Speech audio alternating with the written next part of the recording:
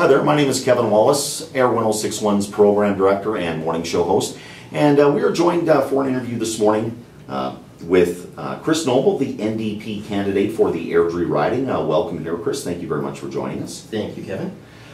First of all, I just want to let the audience know that we're going to jump into three key topics. We're going to talk about healthcare, the education system in Alberta, and specifically Airdrie, as well as the budget and taxes.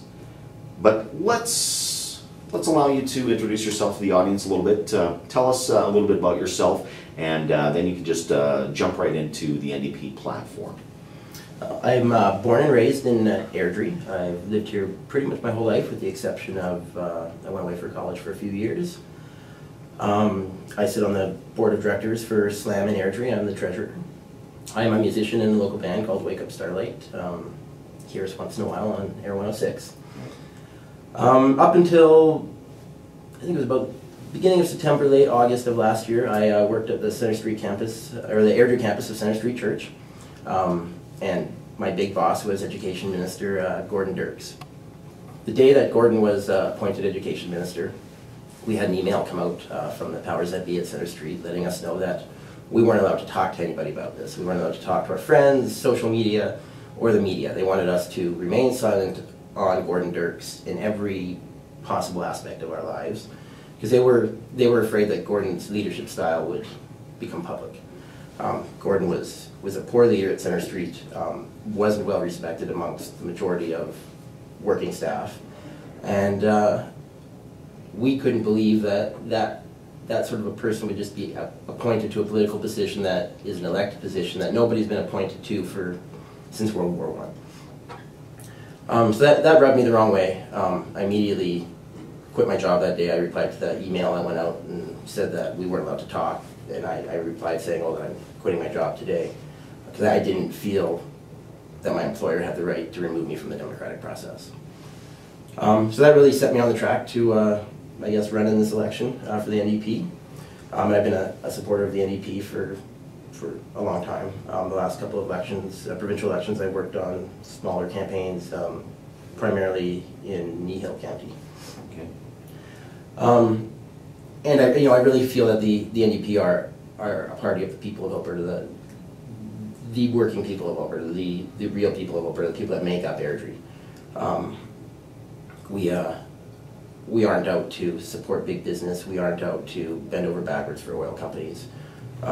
We're here to change 44 years of Prentice and Conservative rule with no change in this province, and it's time for a change. So that's what set me in this direction to run for the NDP. What are some of the key platform issues that concern you and are you passionate about? We're really passionate about making sure that Alberta is a fair Alberta, to make sure that everybody's doing their part to get us out of this deficit that that is the biggest deficit in the history of the province, which was brought to us by the Prentice government. We don't think that big businesses and corporations should have a pass on getting us out of this mess.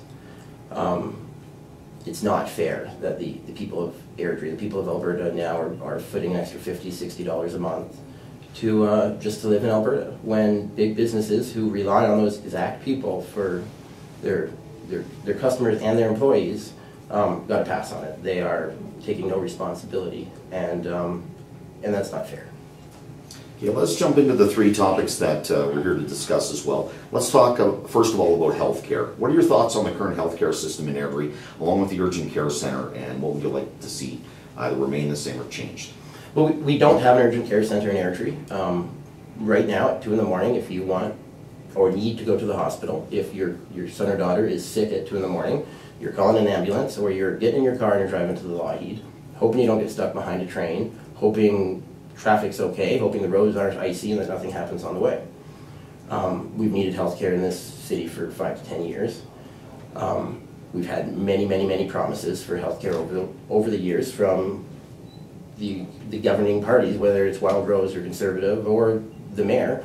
And again, we've seen promises, very timely promises right before the election. But we've seen we've seen no money for these promises. We haven't seen where this money's coming from in the budget.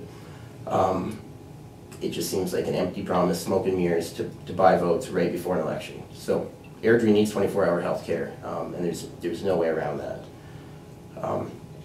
And until we see it, we don't have it. There's no almost having health care.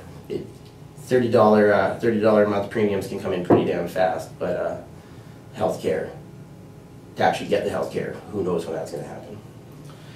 You brought up the fact about having to go to the hospital in the middle of the night with a young child. That jumps right into the education question that I wanted to ask about. What do you think about the current state of the education system with almost 11% growth rate in Airdrie over the last year, and with the number of young families wanting education here? We're committed to investing in new schools and to stop all apprentice cuts in education. We have 12,000 new students starting in Alberta September 1st. That can't be dealt with cuts. That has to be dealt with proper investment in education. And it's extraordinarily short-sighted to cut education today, because we will see the results of that. And whether if it's students going into kindergarten grade 1 this year, we'll see the results in 13 or 14 years when they graduate if they didn't receive the education they deserve to receive. So there's no point in cutting money and saving money by shorting teachers and by shorting the education system today, because the consequences in 12 or 13 years will be far greater than the implications of properly funding an education system today. We do have a large deficit upon us for the province of Alberta. Let's talk about the budget and taxes, and what would you like to see changed and or remain the same, and how would the NDP react to the budget if you were in power? Deficits go down when we have a high tax-paying population, and when jobs are being cut by the Conservative government right now all across the board, both government jobs and the repercussions of that is often small business jobs, then we see our tax income go down. The NDP right now have a plan to create 27,000 new jobs in Alberta through a tax credit program for small businesses and businesses, so that every new Made in Canada job is credited after the fact. So you're not crediting jobs before they're created, you're crediting jobs after they're created. Small businesses are going to benefit, businesses are going to benefit, and communities are going to benefit, and individuals are going to benefit through the creation of jobs.